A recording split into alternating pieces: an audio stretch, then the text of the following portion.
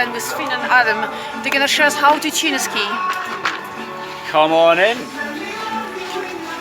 So, got Adam here tuning one of our all-mountain skis. We want the skis to be nice and sharp and consistent so you get the best feeling from those skis. We get the skis tuned on the base. So what Adam's doing here is he's putting a base file onto the ski at 0.5 of a degree. That's just taking a little bit of the sharpness and the aggressiveness off the edge so it can feel consistent. Once he's done that, he'll then move it on to the side edge. For the side edge, we use an 88-degree file guide. Attach that file nice and tight. And Adam, Scotland's top tuning expert and coach, is going to file us up a nice sharp ski. So he's wanting to hold it consistent. Notice how he's got a glove on his hand so he doesn't cut his hand in case he slides off. We can hear the consistency of the file biting. And then he's checking the ski to see if it's sharp. Nice and sharp.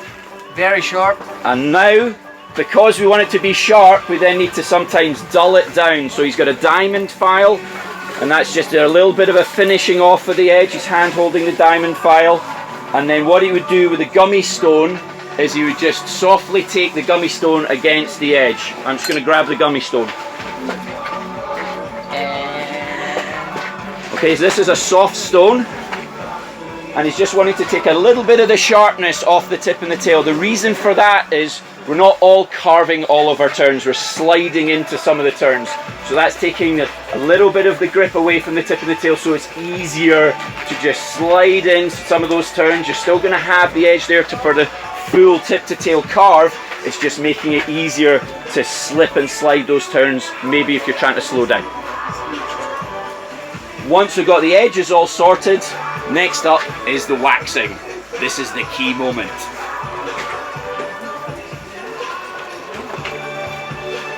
We've got, what wax have we got here, Adam? Universal woman cool. We've got a universal wax. It's working in all the temperatures. We've got a perfect bluebird today in Gal Tour. You crank the iron and he's going to get that iron up to heat and he's going to drip the wax onto the ski.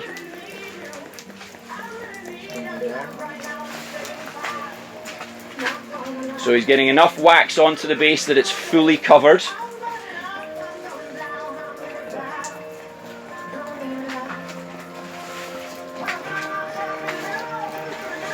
Once he feels he's got enough wax down, then he's going to start passing the iron over the base of the ski. Key thing for this is to get the iron to the right temperature, and then you don't want to burn the base. So you want to keep the iron moving so you don't burn the base. You've got to spread that wax around and then it'll all look wet because it's melting and going into the fibres of the base. Then when he's waxed it around, as we see the base, it looks wet behind him. That wet look right across the base is what we're looking for. We would then, once we've waxed the ski, allow the ski to completely cool, so it's cooler than a hand touch. That's the wax pretty much in the base. The longer you leave it, the faster the ski's going to be. So the race guys, the World Cup guys, will leave the wax in overnight. But for all mountain skiing in general use, is if it's cold to touch, then you'll be ready to scrape the ski. So you've got it waxed tip to tail. Adam's done a great job there. And then we're going to fast forward and he's just going to show you what scraping's like. We haven't prepared one earlier because we're not that organised. So he's got the scraper, he's got a nice sharp scraper. He's even going to get the skis nice and tightly into the vise. He's got a nice bench that's stable even in this sheet ice of our little dark room. He's then scraping the wax out of the base of the ski. So he's passing it over. One thing to note on scraping, you don't want to be scraping black. If you're scraping black, your scraper's too sharp, you're taking base away. So he's going to speed it up a little, please, Adam. Oh, okay. He's great, this guy. He does what he's told. Not all the time. that is not true. So, once he's got all the scraping done, we then have options of brushes.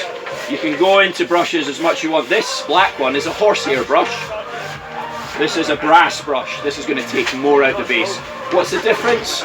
Well, the brass one for a wet snow day is going to create more grooves, so your ski's going to run faster. A horsehair brush would probably be on a colder day, -10, -15. That's going to be more relevant to get those bits of wax out, the microfibers in the base to get your ski ripping. Shall we start with the brass one? What do you reckon? Happy with that? Yes. Here we go. So, to get skis running fast, brushing is the absolute priority. You can see all the bits of the wax coming out the base as he's brushing it. He's got some good action there. It's to the beat of the music as well. This is my favourite song. And you can slide as you brush. So he's going in the same direction. That's to note, he's going from the tip to the tail. That's the way the ski's going to be riding on the mountain. Unless it's a punks, they'll be riding switch. So he's brushed that well. Do you want to go horsehair as well? Yes, please. We're going for the full Monty.